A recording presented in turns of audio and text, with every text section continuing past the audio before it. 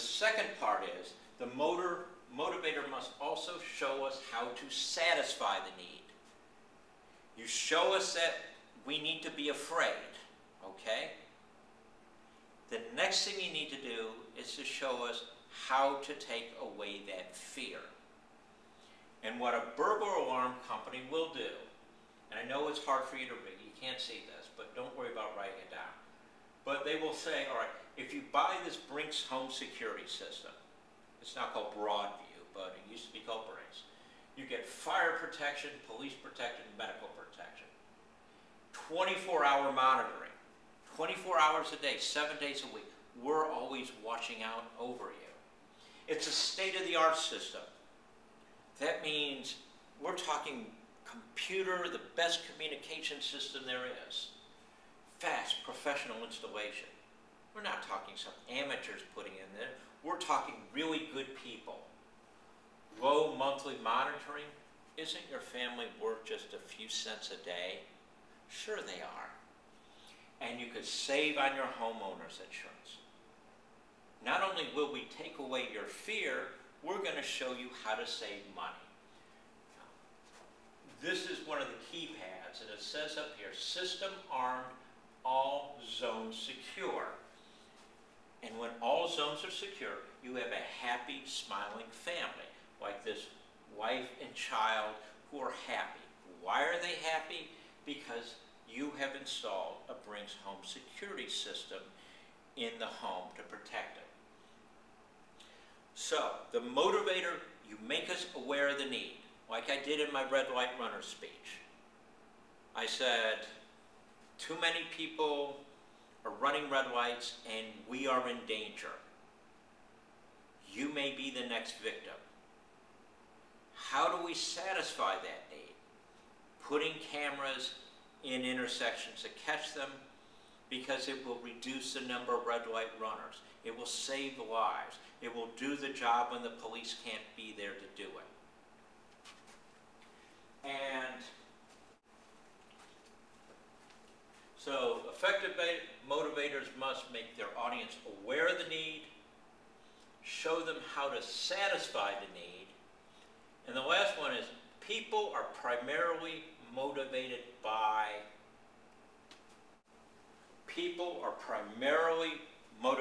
what they do not have. Let me say that again. People are primarily motivated by what they do not have. The person who is trying to sell you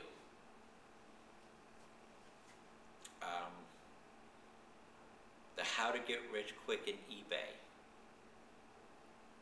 lessons or CDs or whatever it is. What they're trying to say is, you don't have a great job. You don't make a six-figure income. But if you buy this package and you do what we tell you, you can be very rich. I'm sure a lot of you are familiar with this. Is Maslow's hierarchy of needs. Again, it's probably a little hard to read.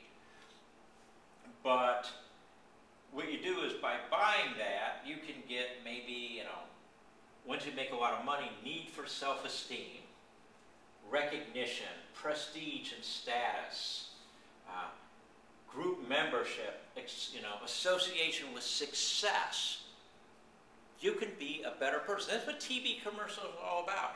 They're about showing you what you don't have. And then if you buy that, you will be happier. The Brinks home security system, or Broadview. Right here is need for safety and security. Physical safety. So if you buy this, you will now be safe. I will show you that without the system, you're not safe. Somebody may break into your home and hurt your wife and children. But if you buy it, look how well it works. Life is good. Things like physical survival needs, water, food, sleep. You see these commercials if you take the right sleeping pill. And it's really interesting. You look at those commercials and they can't sleep, and so the inside of the bedroom is dark and gray and these awful colors. And then they take a pill and they fall asleep. And this beautiful butterfly floats overhead and they sleep peacefully. And the next morning they wake up and it's the most beautiful morning in the history of civilization. The sun has never been brighter. The birds have never sung better, more and more sweetly. The grass has never been greener. Humanity has never been better. Why? Because they took that pill.